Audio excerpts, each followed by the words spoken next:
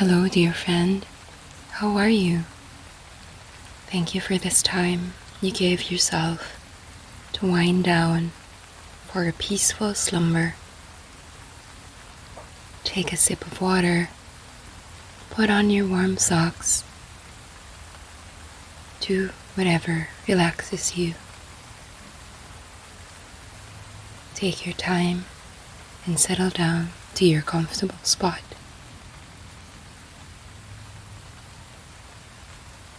Lie down flat on your back and place your arms beside you with palms facing upwards. Relax your shoulders, soften the skin of your forehead, your jaw, and let out a smile. Let's take this time to be still and allow your thoughts to flow.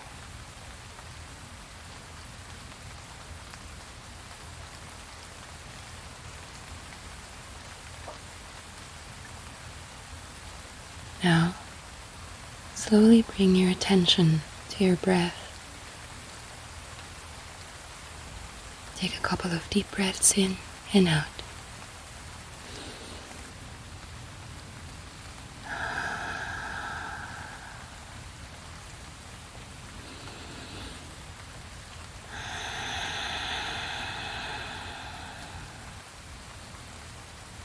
Listen to the sound of your breath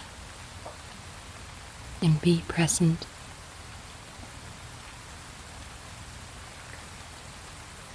Take a deep belly breath in through your nose and out through your mouth.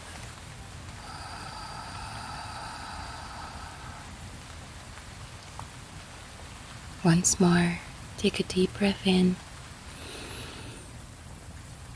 Fill your belly, then your chest, and slowly exhale through the mouth.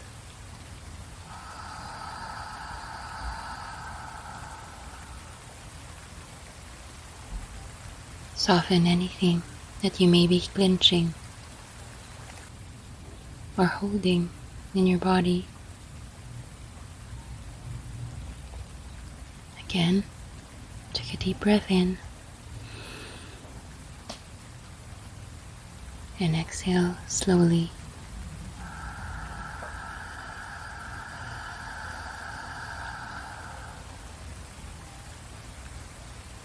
One more time, take a generous breath in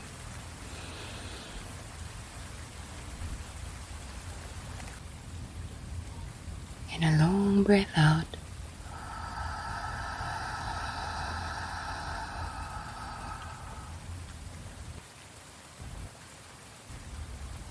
Continue to deepen your breath at your own pace.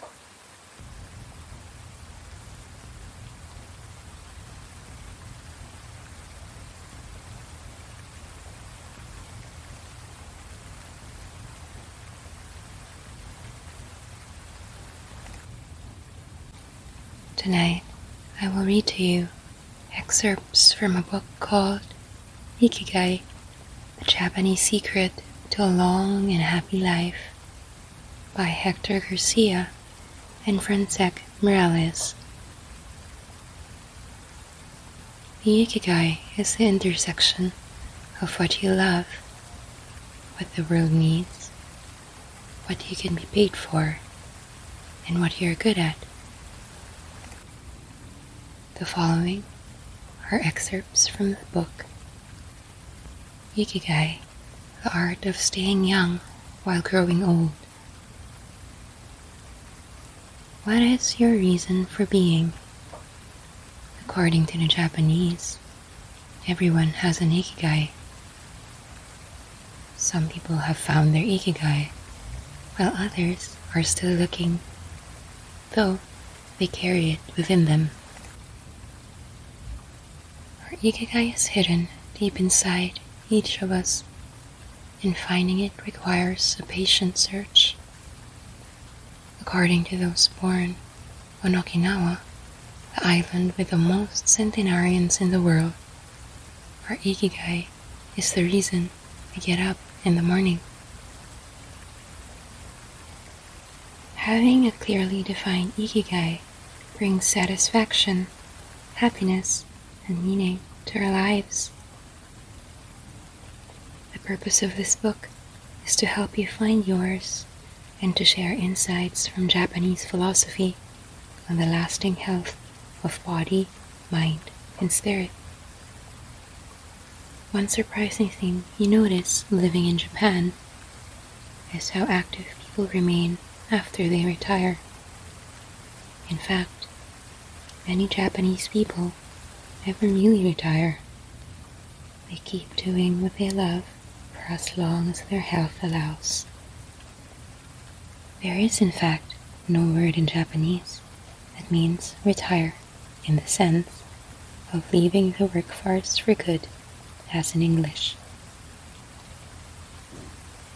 According to Dan Buettner, a National Geographic reporter who knows the country well, having a purpose in life is so important in Japanese culture that our idea of retirement simply doesn't exist there.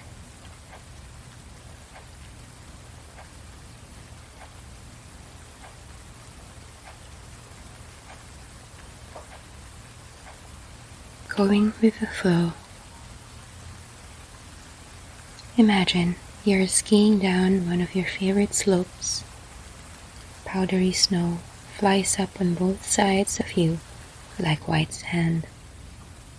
Conditions are perfect. You are entirely focused on skiing as well as you can. You know exactly how to move at each moment. There is no future, no past. There is only the present. You feel the snow, your skis, your body, and your consciousness united as a single entity. You are completely immersed in the experience, not thinking about or distracted by anything else.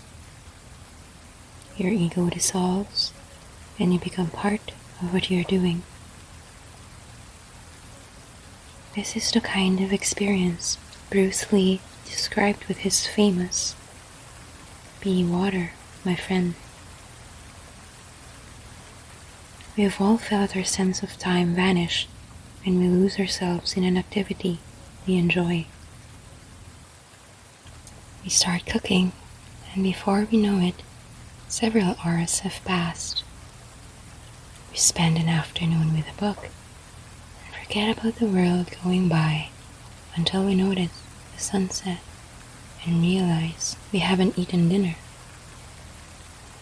We go surfing and don't realize how many hours we have spent in the water until the next day when our muscles ache. The opposite can also happen when we have to complete a task we don't want to do.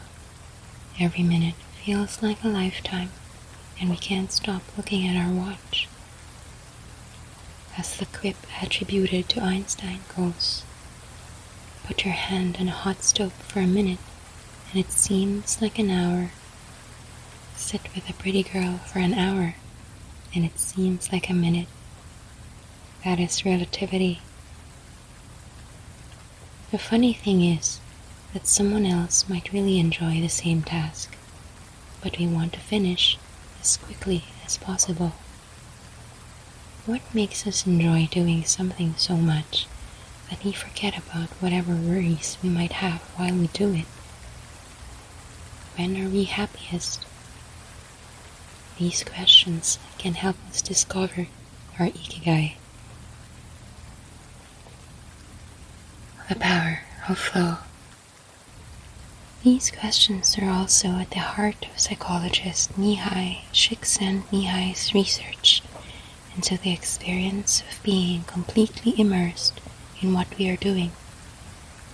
Mihai called this state flow and described it as the pleasure, delight, creativity, and process when we are completely immersed in life.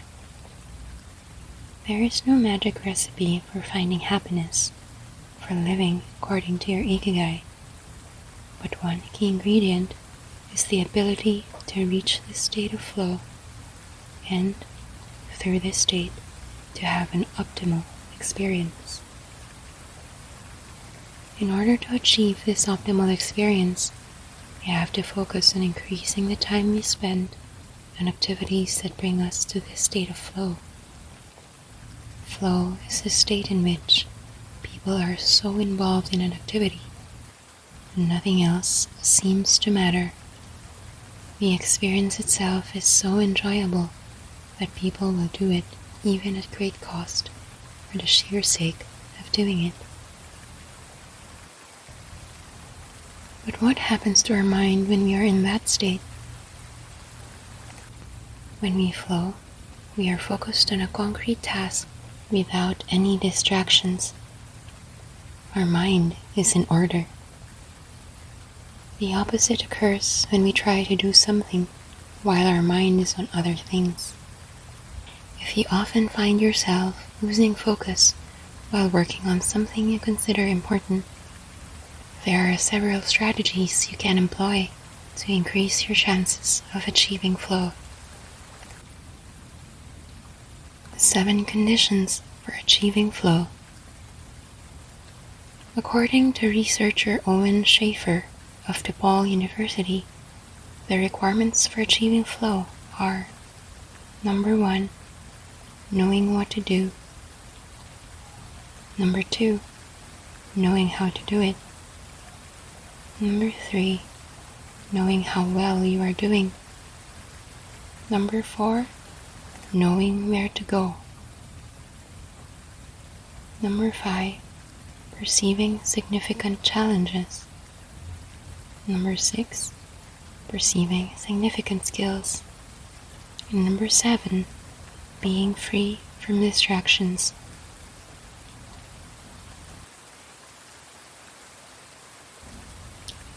Humans as ritualistic beings. Life is inherently ritualistic. We could argue that humans naturally follow rituals that keep us busy. In some modern cultures, we have been forced out of our ritualistic lives to pursue goal after goal in order to be seen as successful. But throughout history, humans have always been busy. We were hunting, cooking, farming, exploring, and raising families. Activities that were structured as rituals to keep us busy throughout our days. But in an unusual way, rituals still permeate daily life and business practices in modern Japan. The main religions in Japan, Confucianism, Buddhism, and Shintoism, are all ones in which the rituals are more important than absolute rules. When doing business in Japan, process, manners, and how you work on something is more important than the final results. Whether this is good or bad for the economy is beyond the scope of this book. What is indisputable, though, is that finding flow in a ritualistic workplace is much easier than in one which we are continually stressed out, trying to achieve unclear goals set by our bosses.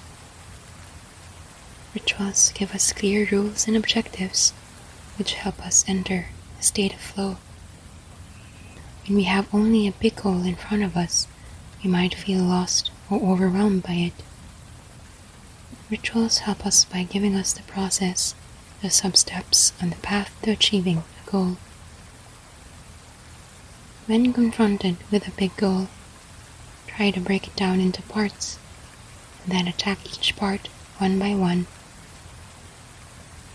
Focus on enjoying your daily rituals, using them as tools to enter a state of flow. Don't worry about the outcome, it will come naturally. Happiness is in the doing, not in the result. As a rule of thumb, remind yourself, rituals over goals. The happiest people are not the ones who achieve the most. They are the ones who spend more time than others in a state of flow. Using flow to find your Ikigai. After reading this chapter, you should have a better idea of which activities in your life make you enter flow. Write all of them down on a piece of paper, then ask yourself these questions. What do the activities that drive you to flow have in common? Why do those activities drive you to flow? For example, are all the activities you most like doing are the ones that you practice alone or with other people? Do you flow more when doing things that require you to move your body or just to think? In the answers to these questions, you might find the underlying Ikigai that drives your life. If you don't, then keep searching by going deeper into what you like, by spending more of your time in the activities that make you flow. Also, try new things that are not on the list of what makes you flow, but that are similar and that you're curious about. For example, photography is something that drives you into flow. You could also try painting. You might even like it more. Or if you love snowboarding and have never tried surfing. Flow is mysterious.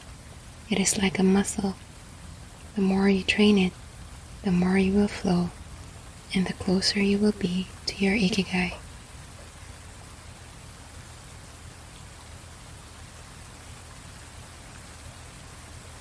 Once you discover your Ikigai, pursuing it and nurturing it every day will bring meaning to your life.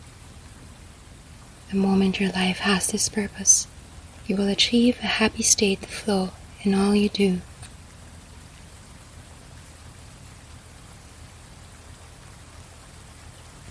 Conclusion. Our Ikigai is different for all of us, but one thing we have in common is that we are all searching for meaning. When we spend our days feeling connected to what is meaningful to us, we live more fully. When we lose the connection, we feel despair. Modern life estranges us more and more from our true nature, making it very easy for us to lead lives lacking in meaning. Powerful forces and incentives, money, power, attention, success, distract us on a daily basis. Don't let them take over your life. Our intuition and curiosity are very powerful internal compasses to help us connect with our Ikigai. Follow those things you enjoy and get away from or change those you dislike. Be led by your curiosity and keep busy by doing things that fill you with meaning and happiness. It doesn't need to be a big thing.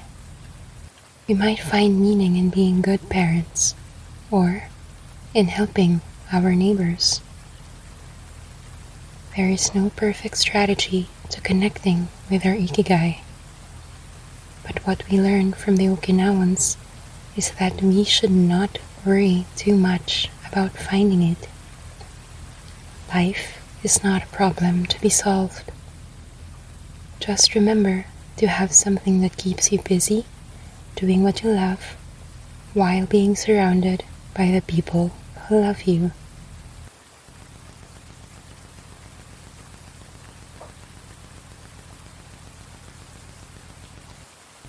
The 10 Rules of Ikigai.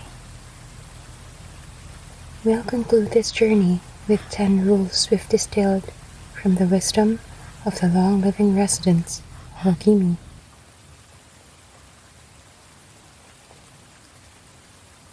Number 1. Stay active. Don't retire. Those who give up the things they love doing and do well lose their purpose in life. That's why it's so important to keep doing things of value, making progress, bringing beauty or utility to others, helping out and shaping the world around you, even after your official, professional activity has ended. Number 2, take it slow. Being in a hurry is inversely proportional to quality of life. As the old saying goes, walk slowly and you'll go far. When we leave urgency behind, life and time take on new meaning. Number 3, don't fill your stomach. Less is more when it comes to eating for life too. According to the 80% rule, in order to stay healthier longer, we should eat a little less than our hunger demands, instead of stuffing ourselves. Number 4, surround yourself with good friends. Friends are the best medicine. Therefore, confiding worries over a good chat, sharing stories that brighten your day, getting advice, having fun, dreaming. In other words, living. Number 5, get in shape for your next birthday. Water moves. It is at its best when it flows fresh and doesn't stagnate. The body you move through life in needs a bit of daily maintenance to keep it running for a long time. Plus, exercise releases hormones that make us feel happy. Number 6, smile. A cheerful attitude is not only relaxing, it also helps make friends.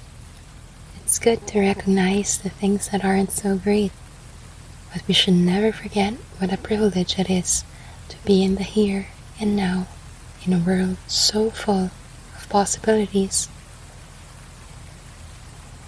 Number 7, reconnect with nature. Though most people live in the cities these days, human beings are made to be part of the natural world. We should return to it often to recharge our batteries. Number 8, give thanks to your ancestors, to nature, which provides you with the air you breathe and the food you eat, to your friends and family, to everything that brightens your days and makes you feel lucky to be alive. Spend a moment every day giving thanks, and you'll watch your stockpile of happiness grow. Number 9, live in the moment. Stop regretting the past and fearing the future. Today is all you have. Make the most of it. Make it worth remembering. Number 10, follow your Ikigai. There is a passion inside you, a unique talent that gives meaning to your days and drives you to share the best of yourself until the very end. If you don't know what your Ikigai is yet, as Viktor Frankl says, your mission is to discover it.